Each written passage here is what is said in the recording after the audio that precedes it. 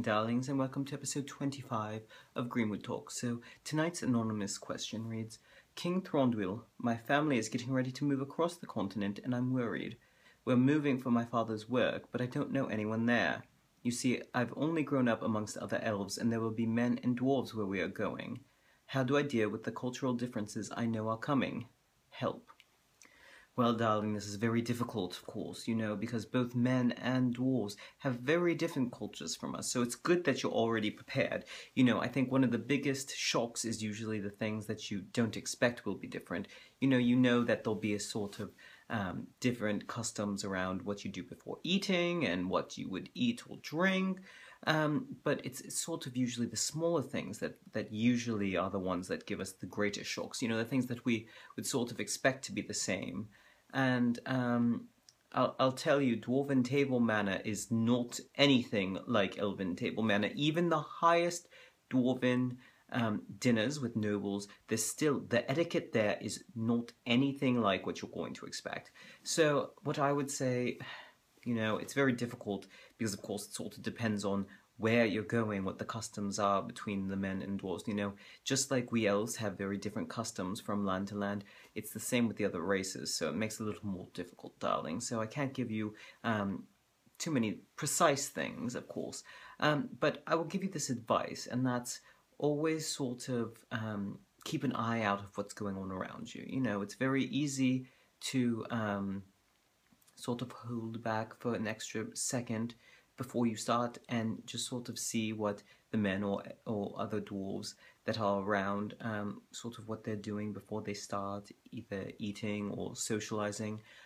Observation is really one of those things that's going to really, really help you. And it's been one of the things that sort of helped me out in diplomatic situations as well. I think a lot of times we, as elves, try to show how eager we are to try the other cultures. There's a lot of expectations of what we will be like or won't be like, and it's very easy to sort of jump right in there to try to prove yourself.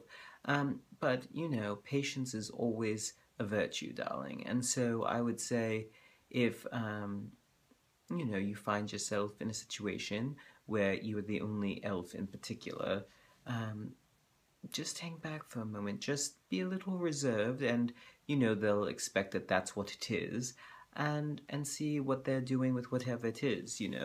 There's definitely been dwarven meals where I was unsure exactly what to do or how to eat something, and you just wait an extra moment on those things, and then you wait and see what someone else is doing, and you do the same.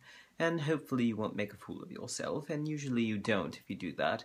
And I had a lot of people tell me at that dinner that they were so impressed by how polite I was being, because apparently for that particular group of dwarves it has to do with sort of your status, and whoever is the highest dwarf, I was an outsider, so technically my status was a little different.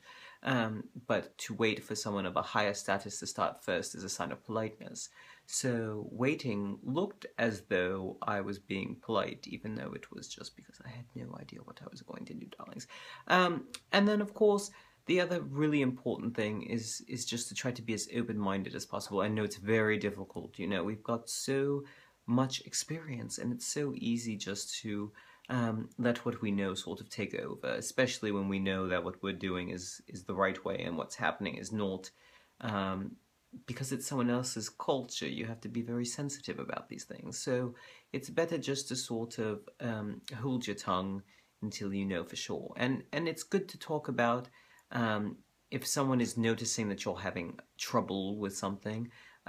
There's nothing wrong with sort of mentioning the differences in your culture, but don't make it sound like what they're doing is wrong, even if, as far as you're concerned, it is, darling. But it's better to sort of err on the side of diplomacy and all these things.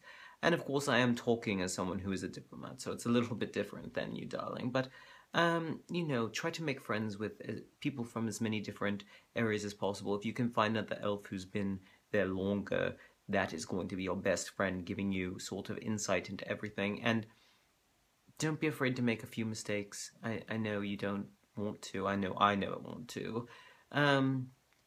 But when you make a mistake, that's the thing you're going to remember from then on. And it's embarrassing at the time, but then you sort of, if you're in that situation again, you remember because you've made that mistake, so you can correct yourself a little bit easier. So I hope some of this is helpful for you, darling. If there's anything specific you want to know about, whether it's before your move or after, then, just write to me, darling. I'm happy to help. So, ta-ta.